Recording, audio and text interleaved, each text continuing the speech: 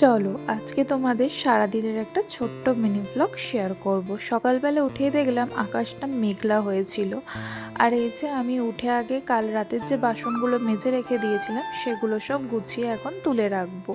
তো এক এক করে সব বাসনগুলো এখন গুছিয়ে নিচ্ছি। আর কিছু কিছু বাসনে একটু জল ছিল, সেগুলো আবার একটু কাপড় দিয়ে মুছে নিলাম। এরপর হচ্ছে টিফিনের রান্নাটা চাপাবো। টিফিনে করবো আলু চচ্চড়ি।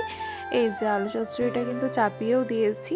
আর যেহেতু একটু সকাল সকালে উঠেছিলাম আর টিফিনের রান্নাটা তাড়াতাড়ি করে নিয়েছিলাম। আর তারপর এই যে চাটা করলাম।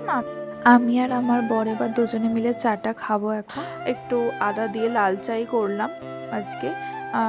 প্রায় দিনই আমাদের একটু দুধ চাই খাওয়া হয়। আমি আগে খুব একটা দুধ চা খেতে ভক্ত ছিলাম না, কিন্তু বিয়ের পর মানে একটু দুধ চাটা প্রতিদিন খেয়ে খেয়ে মানে দুধ চাটাই যেন বেশি ভালো লাগে।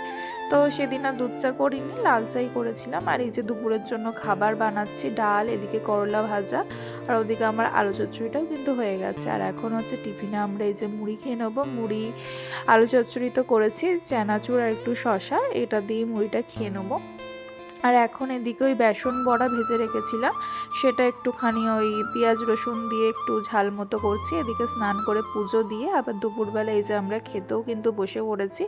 আর আমার বর একটা খাবার অর্ডার দিয়েছিল, ওই চিকেন ললিপপ। আমি বলছিলাম যে আর কি খেতে ইচ্ছা করছে, সে কারণে ও দেখলো, দিয়ে অর্ডার দিয়েছিল। আর একটুখানি ফটোর অর্ডার তুলছিলাম।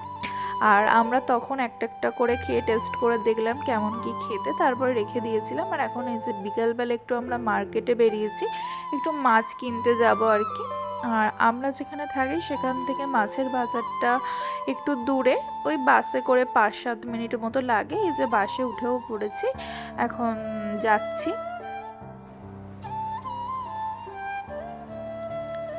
আর এই যে মাছের বাজারে চলে এসেছি, যদিও এটা কিন্তু বাজার না, ওই দোকান মতোই আর কি। আর আসার পথে এই যে আইসক্রিম কিনে একটু আইসক্রিম খেয়েছিলাম। আর এসে এই যে দুধ চা করেছি, আর ওই চিকেন ললিপপগুলো ছিল ওগুলো খাচ্ছিলাম। আর মাছটা ভেজে রাখছিলাম, যেহেতু এখনও ফ্রিজ নেই, তাই ভেজে না রাখলে একটু পরের দিন তো খারাপ হয়ে যাওয়ার সম্ভাবনা থেকেই যায়। আর মাছের একটু তেল দিয়েছিল, সেটাও আর কি একটু ভেজে রাখছিলাম। আর আসার পথে একটু জিলিপিও কিনে এনেছিলাম। আর এখানে জিলিপির টেস্টগুলোও কিন্তু খুব ভালো, মানে আমার তো খুবই ভালো লাগে।